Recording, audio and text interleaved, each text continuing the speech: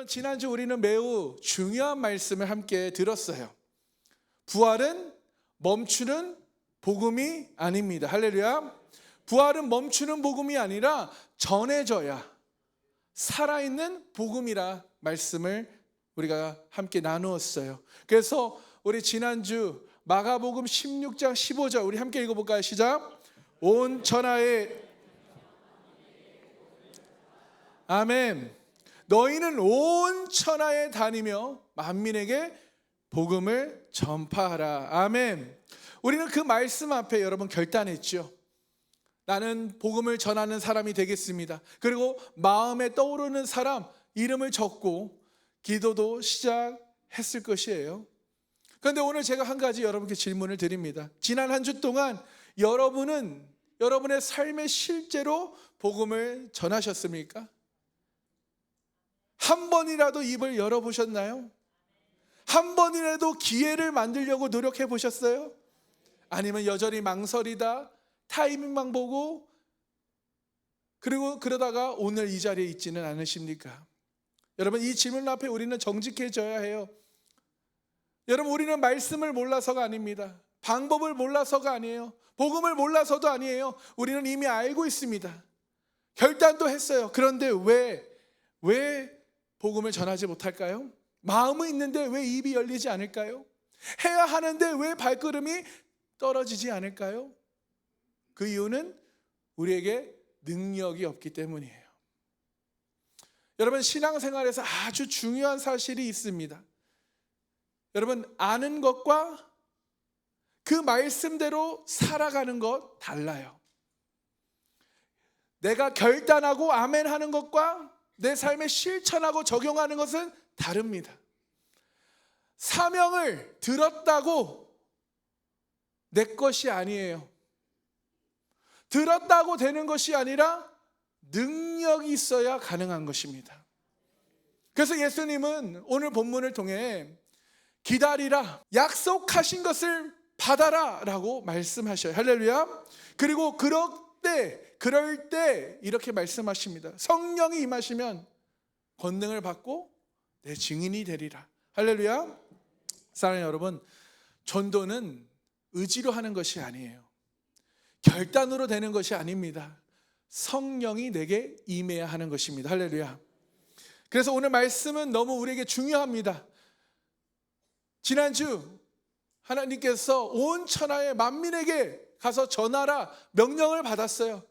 그러나 오늘 어떻게 그것이 가능한가를 우리가 함께 배울 것입니다. 그래서 여러분, 부활은 우리에게 사명을 주었고 그 다음에 성령은 그 사명을 우리로 가능하게 하십니다. 그래서 오늘 말씀을 통해 우리에게 막혀있던 입이 뚫리고 두려움이 담대함으로 변하고 결단이 우리의 삶의 실제 삶으로 이어지는 우리 은혜의 시간 되시기를 주님의 이름으로 축원합니다. 아멘. 자, 오늘 본문을 제목을 가지고 성령이 임하시면 증인이 됩니다. 우리 함께 외쳐볼까요? 제목을 시작. 성령이 임하시면 증인이 됩니다. 아멘. 우리 첫 번째 대지 함께 읽겠습니다. 부활을 믿어도 삶의 방향은 어긋날 수 있습니다. 자, 6절 7절을 보세요. 함께 읽겠습니다. 그들이 모였을 때 예수께 여쭈어 이르되 주께서 이스라엘 나라를 회복하심이 이때이니까 하니 이르시되 때와 시기는 아버지께서 자기의 권한에 두셨으니 너희가 알 바 아니요. 아멘. 자, 여러분, 지금 6절을 보세요. 6절을 지금 질문하는 사람들이 누굽니까? 바로 예수님을 따라다니는 제자들이에요. 십자가와 부활을 경험한 사람들입니다. 그런데 이들이 예수님께 던진 질문을 보세요. 6절을 보세요. 주께서 이스라엘 나라를 회복하심이 이때입니까? 자, 이 질문을 보시면요, 이스라엘을 지금 주님께서 이 나라를 회복하심이, 예수님께서 왕자에 오르시는, 왕이 되시는 것이 지금입니까? 라는 질문이에요. 자, 제자들은 여전히 어때요? 자기 관심, 현실 문제, 또 자기의 기대, 부활을 경험했지만, 부활하신 주님과 함께 있지만 여전히 그들의 삶의 중심은 자기에게 있어요. 그렇죠? 여러분, 이 장면이 왜 중요한지 아십니까? 여러분, 우리도 이렇게 생각해요. 예수님 믿으면 축복받고, 은혜 받으면 내가 변하고, 교회 나오면 내가 변할 것이다. 여러분, 그런데 성경은요, 부활을 경험해도 우리의 믿음의 방향이 어긋날 수 있다는 것이에요. 왜입니까? 왜 그럴까요? 우리의 본성이 계속 나 중심, 자기 중심으로 돌아가기 때문이에요. 여러분, 이 제자들, 예수님의 제자들의 모습이 바로 우리의 모습과 같아요. 우리는 예배를 드리고요, 찬양도 드리고, 말씀을 듣고, 은혜도 받아요. 그런데 내 삶의 중심 어떻습니까? 여전히 내 문제, 내 상황, 내가 관심 있는 거를 하나님께 찾고 두드리고 구하고 있지 않아요? 하나님, 내 문제 좀 해결해 주세요. 내 상황 좀 바꿔주세요. 하나님, 내 인생 좀, 내 자식 좀 잘 되게 해주세요. 여러분, 이것 자체가 뭐 잘못됐다 틀리다라는 것이 아니에요. 그런데 문제는 뭐냐? 하나님의 사명보다 내 인생이 더 중요한 것, 복음보다 내 문제와 상황이 더 앞서 있는 것, 하나님의 뜻보다 내 계획이 앞서 있는 게 문제예요. 사랑하는 성도 여러분, 우리를 정직하게 돌아보길 소망합니다. 여러분, 부활을 믿으십니까? 예수님을 믿으세요? 정말 믿으십니까? 그런데 그 부활이 내 삶의 믿음의 방향을 바꾸고 있나요? 아니면 여전히 내 중심으로, 내 감정대로 내가 원하는 신앙생활을 하고 있습니까? 여러분, 많은 그리스도인들이요, 하나님을 자기 기준으로 내려서 하나님 이 정도는 괜찮겠지, 이해하실 거야, 이 정도는 뭐, 딜을 하고 있어요. 전도는 뒤로 밀리고요, 사명은 나중으로요, 내 인생이 먼저가 되어 있지는 않나요? 그래서 알고는 있어요. 그렇지만 움직이지 않습니다. 하나님의 말씀을 들었지만 그 말씀에 순종하지 않는 이유가 바로 이거예요. 여러분, 지금 여러분은 누구 중심으로 살고 계십니까? 여러분, 하나님께서 선지자 요나를 부르시지요. 니느웨로 가라. 그런데 요나는 어떻게 해요? 니느웨가 아닌 반대 방향인 다시스라는 곳으로 가요. 도망가요. 왜요? 하나님의 뜻보다 자기 생각이 더 중요했기 때문이에요. 어떤 생각입니까? 나는 저 사람들 싫어. 나는 저 민족이 구원받는 거 원하지 않아. 그래서 하나님의 그 부르심, 사명을 거부해요. 말씀을 듣지 않습니다. 믿음의 방향이 어긋나죠. 여러분, 믿음의 방향이 어긋났을 때 결국 어떻게 됩니까? 인생이 흔들립니다. 그 인생의 폭풍이 와요. 그리고 결국 물고기 뱃속으로 들어가죠. 왜 이런 일이 일어났습니까, 여러분? 하나님의 뜻보다 자기 생각이 더 중요했고, 하나님의 중심이 아닌 내 중심이었기 때문이에요. 그래서 믿음의 방향이 어긋났어요.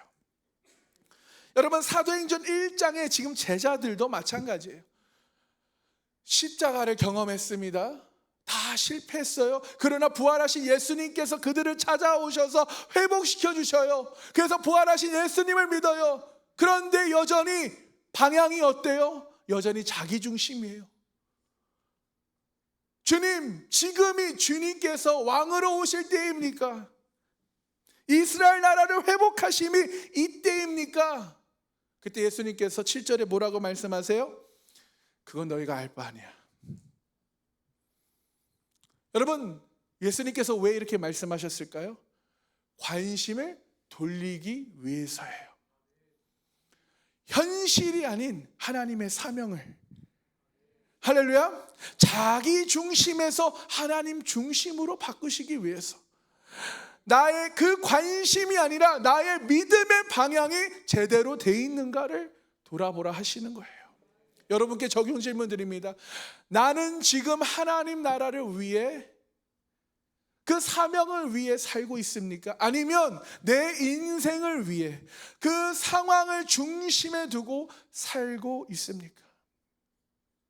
여러분, 하나님 나라를 위해 살길 소망합니다.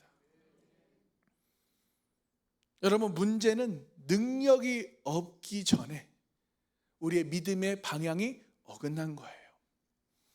그래서 사명보다 내 인생이 먼저였고 복음보다 내 상황이 먼저였어요. 그러나 오늘 하나님은 우리를 부르십니다. 이제 방향을 돌려라. 내 중심에서 하나님 중심으로 바꿔라. 내 문제에서 하나님의 나라로 바꿔라. 내 계획에서 하나님의 뜻으로 순종해라. 여러분, 제가 말씀드리잖아요. 하나님의 나라와 하나님의 의를 먼저 구하라. 그리하면 모든 것을 더하여 주시리라 말씀하셨죠. 그 말씀이 우리에게 일어나기 위해서 어떻게 합니까? 여러분, 내가 가장 중요한 것을 먼저 하나님의 나라와 하나님의 의를 위해 먼저 써야 돼요. 내 시간과 내 재정과 내 마음을 하나님의 나라와 하나님의 의를 위해서 사용할 때 하나님께서 그걸 보시고 모든 것을 더하여 주신다는 거예요. 근데 많은 사람들이 그것을 그렇게 이해하지 않고 해석하지 않죠. 그냥 교회 오면 예배 드리면 헌금하면 된다라고 생각해요. 아니에요. 하나님의 나라와 하나님의 의는 뭐예요? 복음 전하는 것이에요. 영혼을 구원하는 곳에 내 마음과 시간과 재정을 사용하십니까? 여러분, 부활을 믿는 것보다 더 중요한 것이 무엇이에요? 내 믿음의 방향이 바뀌는 것입니다. 부활을 믿는 것보다 중요한 건 믿음의 방향이 바뀌어야 하는 거예요. 이 시간 내 삶의 방향을 하나님께 돌리시는 복된 하나님의 자녀들 되시기를 주님의 이름으로 축원합니다. 아멘. 두 번째, 성령이 임하시면 증인이 됩니다. 우리 두 번째 대지 함께 읽겠습니다. 성령이 임하셔야 삶의 방향이 실제로 바뀝니다. 아멘. 자, 4절 5절 함께 읽겠습니다. 사도와 함께 모이사 그들에게 분부하여 이르시되 예루살렘을 떠나지 말고 내게서 들은 바 아버지께서 약속하신 것을 기다리라. 요한은 물로 세례를 베풀었으나 너희는 몇 날이 못되어 성령으로 세례를 받으리라 하셨느니라. 아멘. 자, 예수님께서 제자들에게 명령을 하셔요. 뭐라고 말씀하십니까? 예루살렘을 떠나지 말고 내게서 들은 바 아버지께서 약속하신 것을 기다리라. 아멘. 기다리라. 그것도 예루살렘을 떠나지 말고 약속을 붙들고 누구를 기다려야 해요? 성령을 기다려라. 아멘. 여러분, 왜 예수님께서 제자들에게 성령을 기다리라고 말씀하셨을까요? 그 이유는 성령 없이 내 의지로 내 결단으로 나아가면 결국 우리는 연약하기에 끝까지 그 사명을 감당할 수 없기 때문입니다. 예수님은 제자들의 열심도 결단으로도 의지로도 끝까지 할 수 없다라는 것을 아셨어요. 그래서 먼저 성령을 받아라, 그 능력을 받아라 말씀하십니다. 할렐루야. 여러분, 신앙 생활에서 가장 중요한 진리가 있는데요, 무엇이냐? 방향이 바뀌는 것도 중요해요. 그렇죠? 우리의 믿음의 방향이 예수 하나님께로 믿음의 방향이 바뀌는 것 중요해요. 그런데 그것보다 더 중요한 것은 그 방향을 유지할 힘이에요. 그 방향을 내가 계속 지속적으로 유지할 수 있는 힘. 여러분, 우리는 은혜 받을 때 결단하고 다짐하지요. 하나님의 말씀을 통해 결단합니다. 그런데 왜 우리는 한 주도 못 가서 무너질까요? 지속할 힘이 없기 때문이에요. 내 힘으로, 내 결단으로 지속할 수가 없어요. 여러분, 그렇습니다. 내 의지는 방향을 바꾸지만, 의지는 방향을 바꿀 수 있지만, 여러분, 성령님은 우리의 삶을 바꿉니다. 아멘. 의지는 잠깐 가요. 순종하고 가요. 그러나 여러분, 끝까지 가기 위해서는 성령을 받아야 해요. 성령님이 우리를 끝까지 가게 하는 거예요. 할렐루야. 여러분, 우리의 의지는 결심합니다. 그러나 성령은 그 결심을 살아내게 해요. 우리의 삶에서 그것으로 결단으로 살아내게 하십니다. 여러분, 우리는 이미 충분히 결단했어요. 충분히 많이 결단했어요, 여러분. 저도 정말 셀 수는 없어요. 수십만 번 한 것 같아요. 또 기도도 하겠다고 결단하고요, 전도하겠다 결단하고요, 말씀대로 살겠다고 순종하겠다라고 결단합니다. 그런데 왜 우리 반복적으로 무너질까요? 결단이 부족해서입니까? 결단을 더 해야 해요? 여러분, 능력이 없는 상태에서 우리가 싸우고 있기 때문입니다.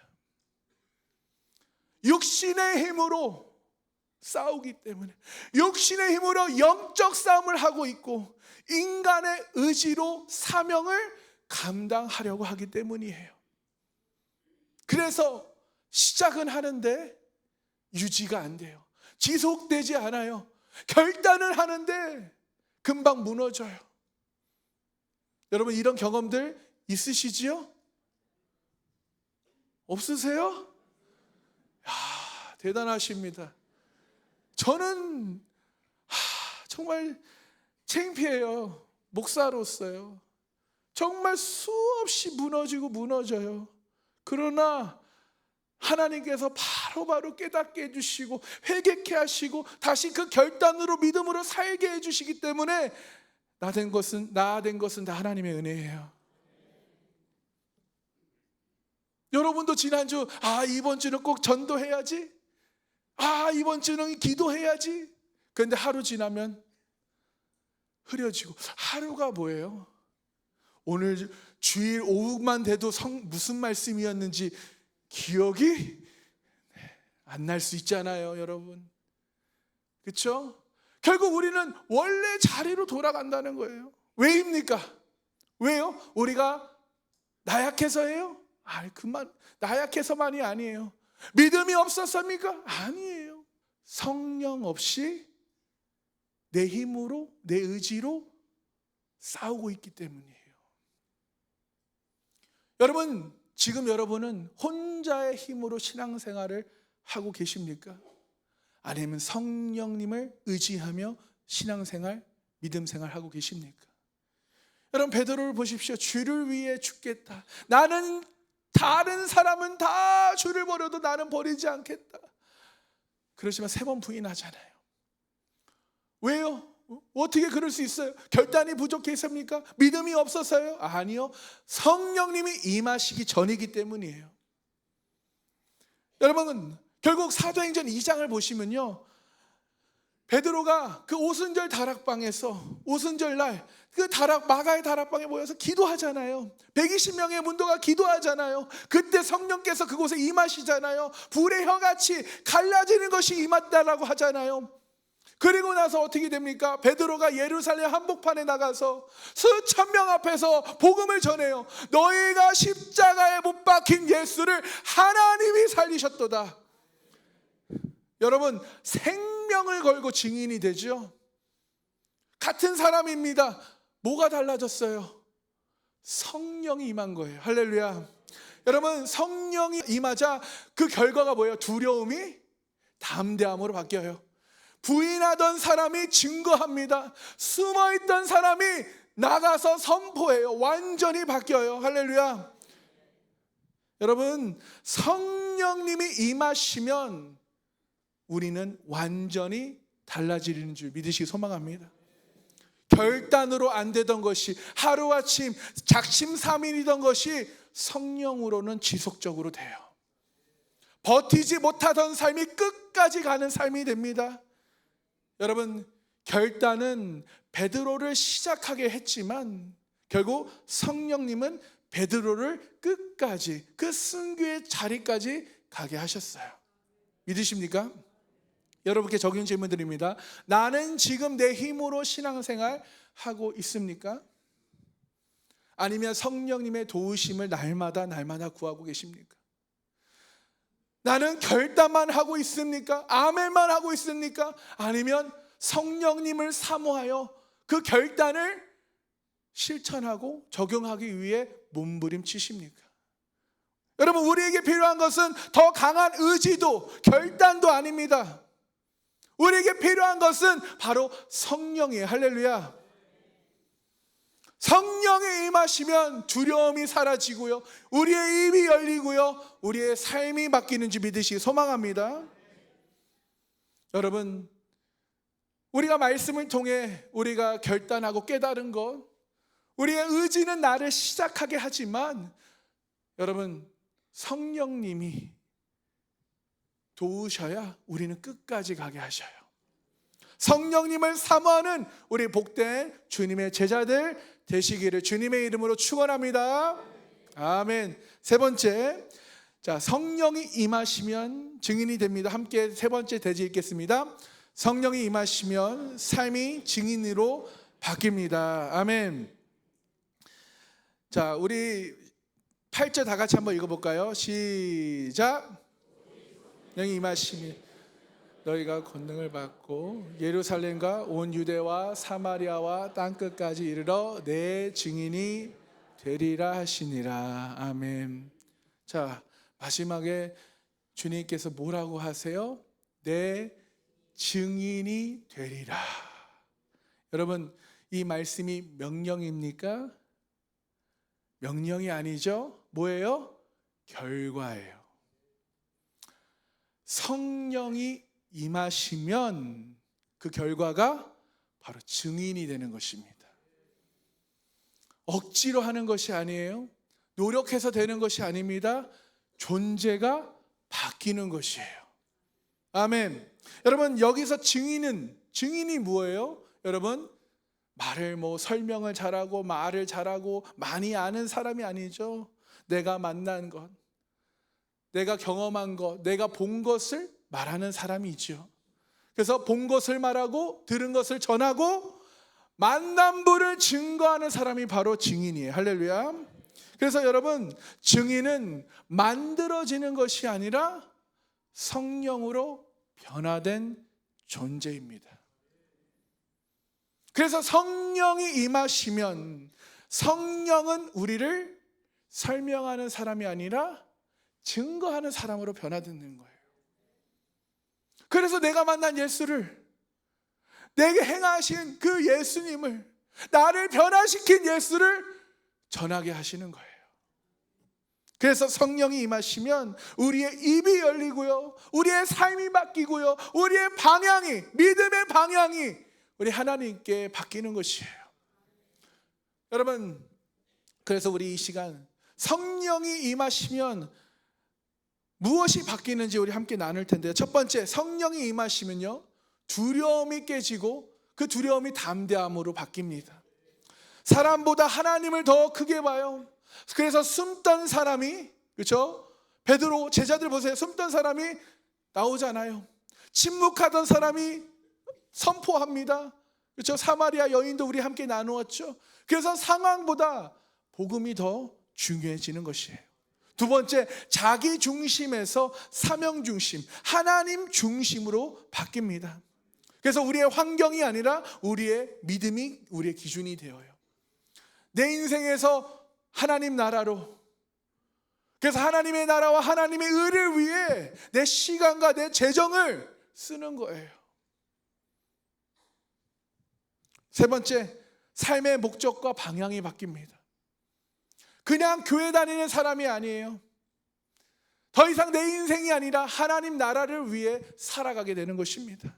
그렇습니다. 여러분, 성령님은 우리의 행동을 바꾸는 것이 아니라 우리의 삶의 방향과 정체성을 바꾸시는 줄 여러분 깨닫고 믿으시기 소망합니다. 여러분, 성령이 임한 사람이 어떻게 사는지 어떻게 보면 분명하게 보여주는 사람이 있는데 바로 스데반이라는 집사. 스데반은 사도가 아니었어요. 그저 평범한 집사, 7 집사 중에 한 명이죠.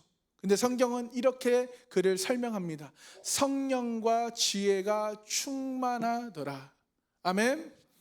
성령과 지혜가 충만해요. 그래서 그는 가는 곳곳마다 복음을 전합니다. 그런데 어떤 일이 일어나요? 네, 사람들이 그를 핍박하죠. 결국 공회 앞에 가게 됩니다. 생명이 위태로운 상황이에요. 그런데 스데반이 어떻게 합니까?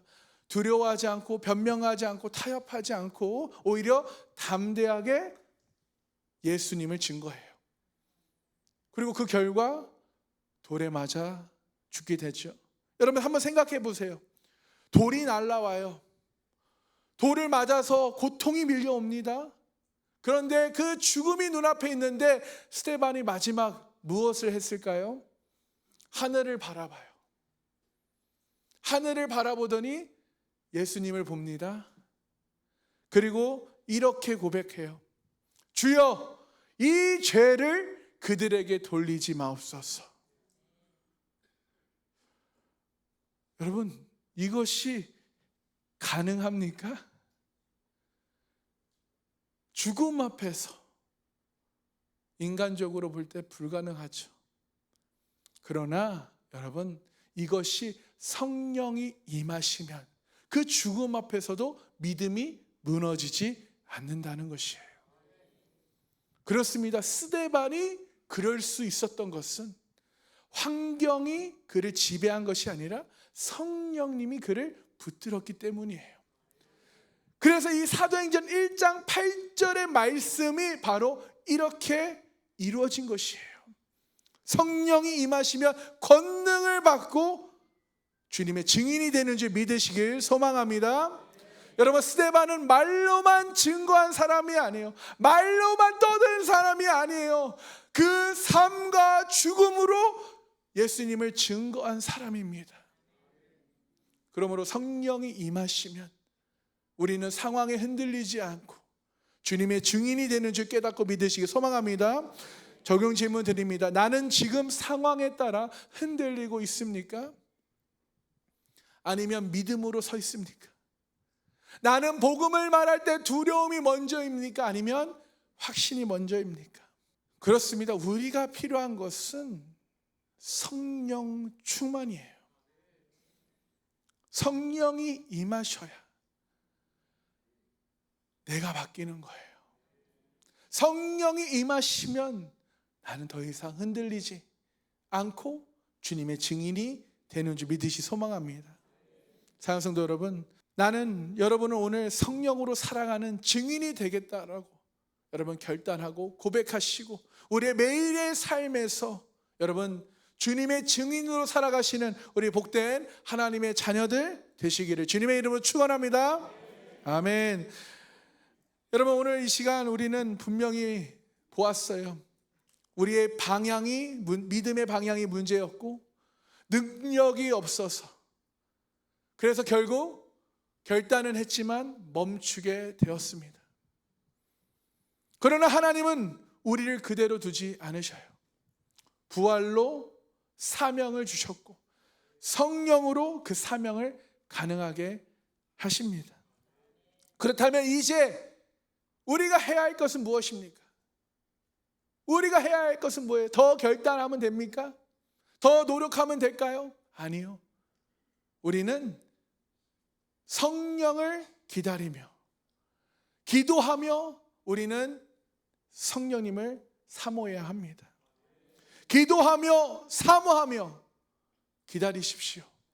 예수님의 제자들, 여러분, 성령 없이 나가면 분명히 잠깐은 갈 수 있겠지만 끝까지 가는 것이 어렵기 때문에 연약한 존재여서 무너지기 때문에 성령을 받아라, 성령을 기다리라 라고 말씀하신 거예요. 여러분, 우리가 무너지고 우리가 잘 안 되는 이유요, 우리의 믿음이 부족해서가 아니에요. 우리의 의지가 약해서가 아닙니다. 성령을 기도로 구하지 않았기 때문이에요. 성령님을 기다리지 않았기 때문이에요. 성령을 사모하지 않았기 때문입니다. 여러분, 오늘 하나님은 우리에게 말씀하셔요. 성령을 기도하며 기다려라. 성령을 사모하라. 옆 사람에게 이렇게 선포합시다. 성령을 사모합시다. 성령을 사모합시다. 여러분, 성령은 지식으로 받는 것이 아니에요. 경험으로 받는 것이에요. 성령님은 노력으로 받는 것이 아니라 사모하는 자에게 임하십니다.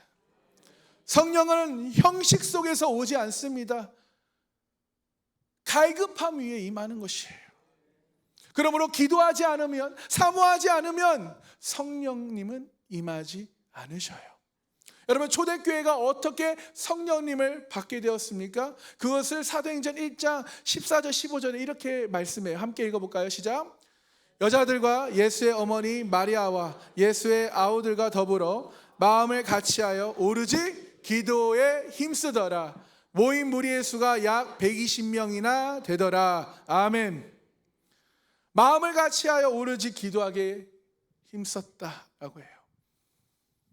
그들은 예수님의 말씀처럼 흩어지지 않고 예루살렘을 떠나지 않고 모여서 기도하게 힘씁니다. 형식적인 기도가 아니에요. 그냥 주일 예배 와서 그런 기도를 말하는 것이 아니에요. 기도에 힘썼다라는 것은 사모하며 간절하게 그 약속을 믿음으로 구하고 감사로 아뢰며 기다렸다라는 거예요. 그리고 결국 사도행전 2장에 보면 그 위에 성령님이 임하셔요.